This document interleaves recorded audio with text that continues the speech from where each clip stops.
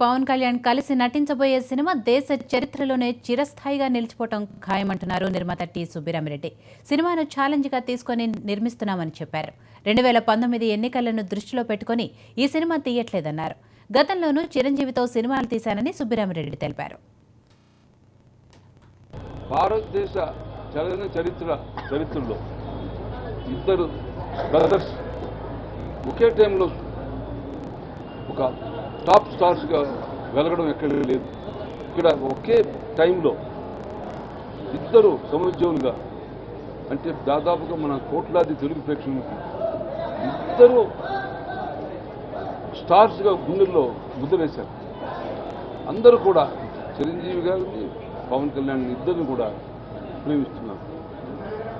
So ఇటువంటి ఇద్దరు బ్రదర్స్ని ఒక మెగా స్టార్, ఒక పవర్ స్టార్ని కలిపి తీసుకొస్తే అద్భుతంగా ఉంటుంది.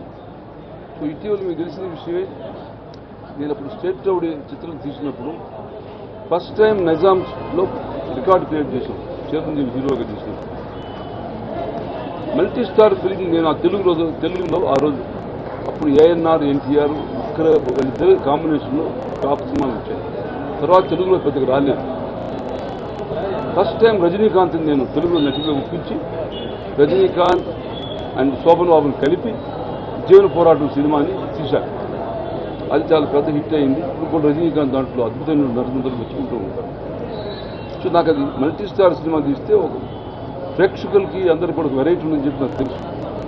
అందుచేతనే దాదాపుగా నేను బిజీగా ఉండి 10 సంవత్సరాల గ్యాప్లో మన సినిమాలు నిర్మించకపోయినా ఇప్పుడు మళ్ళీ ఈ మల్టీ స్టార్ తీయాలని చెప్పి నాకు ఆలోచన వచ్చి పవన్ కళ్యాణ్ ఇటీవల కలవడం జరిగింది. ఆయన చెప్పినప్పుడు ఆయన సంతోషపడ్డాడు. ఇక్కడ ముఖ్యమైనది ఏంటంటే పవన్ కళ్యాణ్ గారికి అన్నయ్య అంటే అమిత ప్రేమ. నాకు తెలుసు ఇద్దరు నాకు ఫ్రెండ్స్ కాబట్టి. చిరంజీవి గారికి అమిత ప్రేమ తమ్ముడు అండి. ఇద్దరికీ ప్రెజెంట్ ప్రేమ. అందువల్ల ఇద్దరికీ ఒక ప్రేమ ఉంది. ఇద్దరు కలిసి చేస్తే అద్భుతంగా ఉంటుందని చెప్పి నేను పవన్ కళ్యాణ్ చెప్పినప్పుడు ఇది భగవంతుడి నిర్ణయం, ఇలా జరిగితే ఎంతో లెవెల్కి పోద్ది ఆయన అన్నాడు. ఇలా చేయగలిగితే ఏ లెవెల్కి పోద్దు అని సంతోషపడ్డాడు.